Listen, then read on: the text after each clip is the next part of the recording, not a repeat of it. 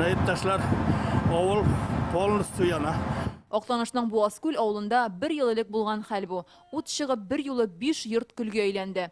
Пуща авылында зираттагы өмәдән соң ут йортка күчә. Ошош хәлләр Питрештә дә, Лениногорск, Ознакайда да кабатлана. Сәбәпләре кырыган үләнне яндыру. Быел мондый хәлләрдән саклану турында хөкүмәт йортында махсус комиссия утырышында сөйләштеләр.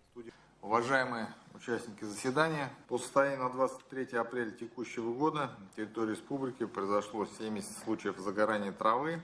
Кабмином республики 5 апреля было принято постановление об установлении на территории республики особого противопожарного режима. Былтыр республикада урманнар бер тапкыр янган. Гәрчә янып китү ихтималы 1234 тапкыр була. Шундый очракларны Урман хуҗалыгы федераль агентлыгы диспетчер хезмәте ачыклый. 90% ул инде кешедән тора. Без менә бүген шул әйберне тагын әйтеп уздык докладларыбызда да. Без ел буенча профилактик эшне туктатмыйбыз. Районнарга чыгабыз, районнар белән элемтәдәбез, главалар белән, главал авыл җирлеге главалары белән бергә, халкыбыз белән бергә гел без сөйлибез.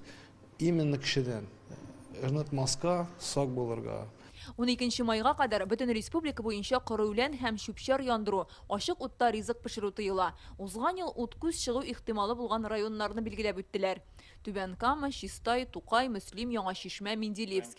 Район башлыкларына янгын куркынычсызлыгы чараларын үтәүне сорап хатлар юлланган. Урман шикләрендә минераль полосалар яру, су гидрантларын төзек тоту, янгын сөндерү техникасын ремонтлау. Утвержден план по организации надзорно-профилактических. План буенча Татарстан территориясын янгыннардан саклау өчен 15396 хезмәткәр, 4912 дәнә техника, 3 вертолет, 2 пилотсыз аппарат, 5 поезд составы беркетелгән. Урманнарда янгыннарның балалар лагерьларына, бакчачылык ширкәтләренә, торак пунктларга күчү ихтималын күздә тотып, эвакуация планы әзерләнгән һәм вакытлыча яшәп тору урыннары булдырылган. 4918 единиц техники, в том числе 3 воздушных суда. Аларның кирәге чыкмас дип ышаналар. Республиканың урман тыюлыкларында да янгынга каршы чара күрелгән.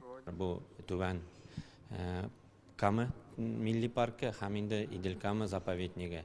Бу территория алар икесе бергә бик зур территорияларны билиләр. Монда инде аның 70% урманнарны тәшкил итә. Шуңа күрә без инде махсус тикшерүләр үткәрәбез бу территорияларны аша пожар куркынычлы сезонга әзерлеген. Комиссия утырышын район җитәкчеләре тыңлый. Аларга төп таләп янгын куркынычсызлыгы кагыйдәләрен кәгазьдә генә түгел, тормышта да үтәргә. Үтемлерәк булсын өчен фильм күрсәттеләр. Якшәмбедән май яллары башлана. Инде шимбә көнне үк һава температурасының 30 градуска кадәр җитүен фаразлыйлар. Димәк, утырышта сөйләшенгәннәрнең әһәмияте бермә-бер арта.